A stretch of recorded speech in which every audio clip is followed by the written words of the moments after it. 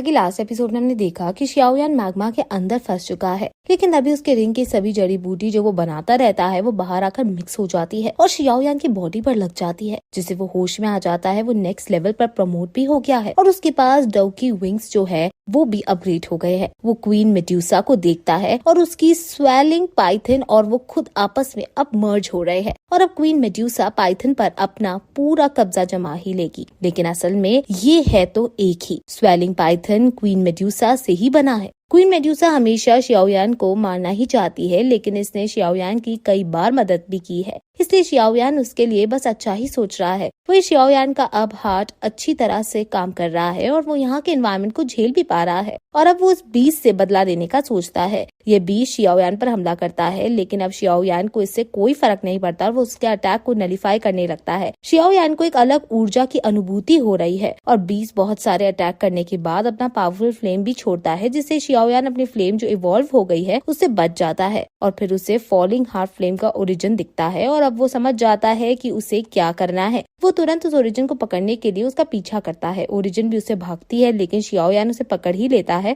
और उसे अपनी फ्लेम में फंसा देता है। वो देखता है कि क्वीन मेड्यूसा भी अपनी बॉडी पर अपना कंट्रोल पाने वाली है और अगर ऐसा हो गया तो वो डुजोंग क्लास के लोगों में भी सबसे ज्यादा पावरफुल होगी और अब वो इस फॉलिंग हार्ट फ्लेम को एब्जॉर्ब करने लगता है। उसकी मेरिडियंस में ये फ्लेम जाने लगती है और वो इसको अपने अंदर मर्ज कर रहा है। वही दूसरी तरफ हम जियामा एम्पायर में ये फाई को देखते हैं जो आइस एम्परर के पास है और वो शियाओयान के बारे में सोच रही है। उसे यहाँ से गए हुए 3 साल हो गए हैं और उन्हें उसकी हालत के बारे में कुछ नहीं पता है, लेकिन उनको ये पता है कि शियाओयान हर मुसीबत में कैसे न कैसे करके अंत में बच ही जाता है। आइस एम्परर या फाई से शियाओ फैमिली की अच्छे से खातिरदारी करने को कहता है और फिर लेकिन या फाई उसे ये भी पता चलता है कि उसने कुछ इन्वेस्टिगेशन की है तो युन लैंगजोंग जियाओ फैमिली के अंदर कुछ ढूंढ रहा है। ऐसा लग रहा है कि मानो उसे कुछ चाहिए हो। ये सुनकर आइस एम्परर भी शॉक हो जाता है कि आखिर शियाओ फैमिली के पास ऐसा क्या है जिसने युन सेक का ध्यान अपनी तरफ खींच लिया। जब से युन लैंगजोंग फिर से गद्दी पर आया है, युन लैंग सेक दिन पे दिन वियर्ड होता जा रहा है।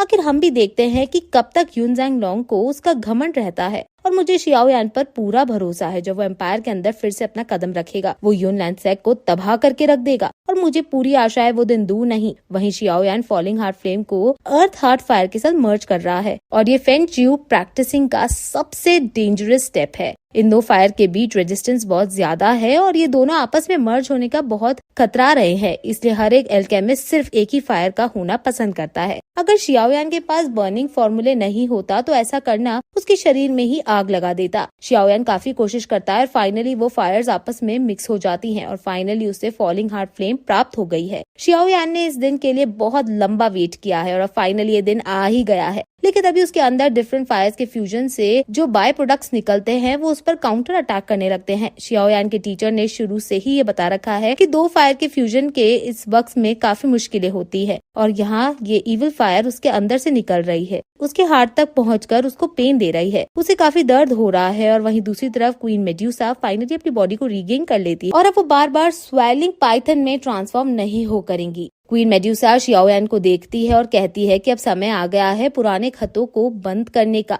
वो शियाओयान को मरने के इंटेंशन से उसके पास आ रही है। शियाओयान का इविल फायर उसको अफेक्ट ना कर दे से शियाओयान उसे पीछे ही रहने को कहता है, लेकिन क्वीन मेड्यूसा एक क्वीन होने के ईगो के कारण आगे आती ही जा रही है और कहती है कि तुम क्वीन को ऑर्डर नहीं दे सकते हो। वो कहती है कि मैंने नहीं सोचा था कि तुम इतनी खतरनाक चीजों से खेलोगे और खुद को ही आग लगा दोगे। जैसे जैसे क्वीन मेड्यूसा आगे आती है वैसे वो इविल फायर क्वीन मेड्यूसा के अंदर भी घुसने लगती है, लेकिन क्वीन मेड्यूसा उसे एक हाथ मार के हटा देती है, लेकिन उसका एक अंश क्वीन मेड्यूसा के पेट के अंदर घुस जाता है और वो सोचने लगती है कि आखिर ये क्या था। शियाओयान कहता है कि तुम्हें काम डाउन होने की जरूरत है और इस इविल फायर के कंट्रोल में तुम मत आना, हम दोनों ही सही हो जाएंगे। क्वीन मेड्यूसा को चक्कर आने लगते हैं और शियाओयान की भी सेम हालत थी। मेड्यूसा अपने होश खो रही है और शियाओयान भी शर्टलेस है, जिसकी तरफ वो बेहोशी की हालत में खींची जा रही है और अब इनके बीच एक स्लो मोशन रोमांटिक साउंड बजता है। शियाओयान भी क्वीन मेड्यूसा को नीचे से ऊपर तक देखता है और अब इनके बीच क्या हुआ यह हमें नहीं दिखाया जाता। शायद आगे के एपिसोड में हमें पता चलेगा। वहीं दूसरी तरफ ब्लैक लीग के लोगों को हम देखते हैं जो अपने आदमियों के संग जंगल से होकर गुजर रहे हैं, लेकिन तभी उन पर कई सारे तीर हमले कर देती है और वो अपनी तलवार से उनसे बचने की कोशिश करते हैं, लेकिन उन पर अब कई सारे और लोग हमला कर देते हैं और इन दोनों ग्रुप में फाइट होने लगती है। ये असल में शियाओयान का बड़ा भाई है जो ब्लैक हॉर्न्स के लोगों को मार रहा है और जिसने भी शियाओ फैमिली की हालत की है ये लोग अब उसका बदला ले रहे हैं। वह शियाओयान क्वीन मेड्यूसा से बचकर भाग रहा है और इससे पहले क्या हुआ ये हमें नहीं बताया है। क्वीन मेड्यूसा शियाओयान के पीछे हाथ धोकर पड़ी है और शियाओयान उसे भागते भागते उसे समझाने की कोशिश कर रहा है कि पहले मेरी बात तो सुनो।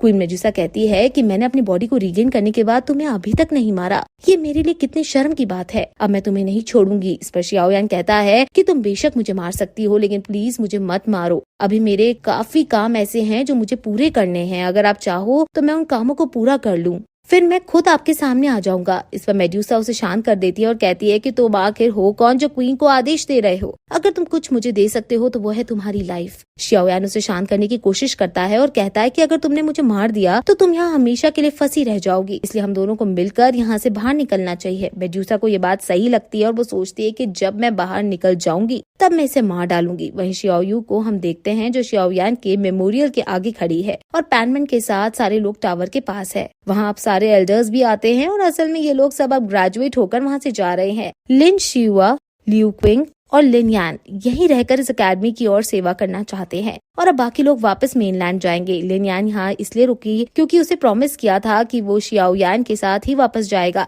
लेकिन अब शियाओयान नहीं रहा, इसलिए वो यहीं रुक रहा है। एल्डर्स कहते हैं कि अगर वो शियाओयान जिंदा होता तो शायद मैं भी उसको ना हरा पाता, वो इतना ताकतवर था। अब वो यहाँ टावर में प्रैक्टिस करने आया है और एल्डर्स सभी को टावर में जाने की कह देता है, लेकिन तभी टावर में से बहुत ज्यादा एनर्जी निकलने लगती है। एल्डर्स को लगने लगता है कि फिर से बीस्ट आ गया है, इसलिए वो सभी एल्डर्स को आने को कहता है, लेकिन उस एनर्जी में से शियाओयान बाहर निकलता है और फिर ये एपिसोड इस तरह से यहीं खत्म हो जाता है।